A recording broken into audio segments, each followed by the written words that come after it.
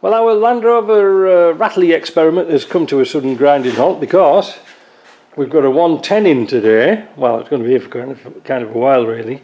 This is Mark's 110. It's his project. He's had a new chassis fitted by... Oh, Doug Lang fitted the chassis, didn't he, Mark? He did.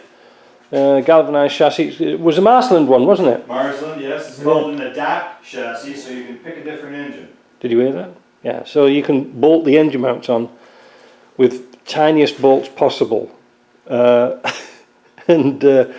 Mark's decided to take the 300 TDI out and the R380 and put this V8 in out of a Discovery. Easier said than done. The mechanically bits are not too bad, but the problem with the 4 litre engine for the Defender, which were fitted to North American and some Land Rover special vehicles, had the air cleaner going across the back, because on the Discovery it was here. Well, obviously there's no room to put that, and I don't think we've got one, or the likelihood of finding one. I think it's the same as a 3.9, the steel metal trumpet type thing.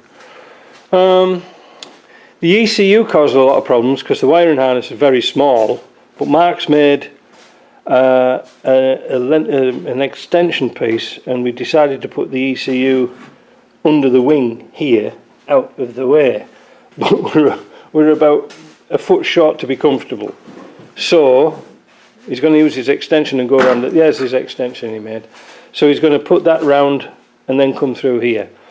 We have a lot of problems with wiring, which I'll show you in a minute. We've got more problems putting an oil cooler in, which I gave Mark. Then he wants to put AC onto it, so we're going to be very crowded here. I've got some AC extended fronts, so we're going to have to use that because we're not going to get everything in. If anybody wants an extended front, please see me. And yeah, so that's coming on there. Let's have a look inside. So here you see we've got everything out. Being an automatic isn't the easiest job in the world because it's got interlocks for the shift, so you can't start it in gear. And it's supposed to have an interlock on for the transfer case, so you can't shift it into high and low without putting it into neutral. Again with the relay interlocks, but this gearbox hasn't got the plunger in, so we can bypass that. And anyway, nobody puts them in high and low anyway, so it doesn't really matter. This vehicle is fitted with a 10AS alarm system, so we're trying to kill 2 birds with 1 stone and bypass the 10AS alarm, which is usually problematic for starting, and coming straight from the inhibitor switch, which is down here. There's the wires back, that's it.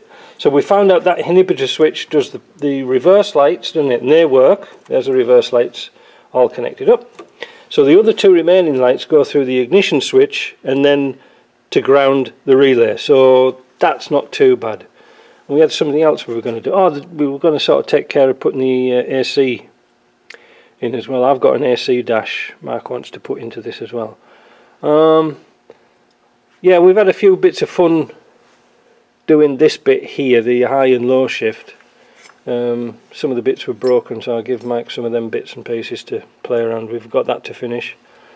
The shifter is going to be, well, it took a little bit, well, not the diff lock one, but the shifter for the automatic proved a little bit of a detective's nightmare trying to find out which wire went where. Anyway, we'll work that out. So we want to make it all independent of any alarm system so it works. So the idea is you have to put your foot on the brake before you can move your shifter, which again causes another problem, is where we're going to put the shifter. Mark's thinking about buying a complete console for a NASPEC, which was kind of expensive, eh? How much was that? $1,200 US, 700 pounds from Ashcroft.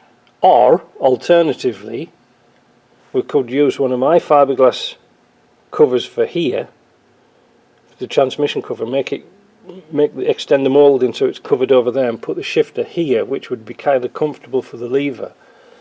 Because the Ashcroft ones come out here, don't they? The levers? Yes. The Ashcroft ones come out there.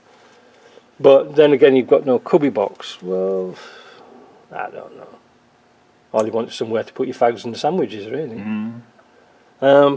Anyway, we've got 2 covers, so we can play with that, can't we? At least we get the bloody thing moving, Yeah. you know. Yeah. But it's good, easy access.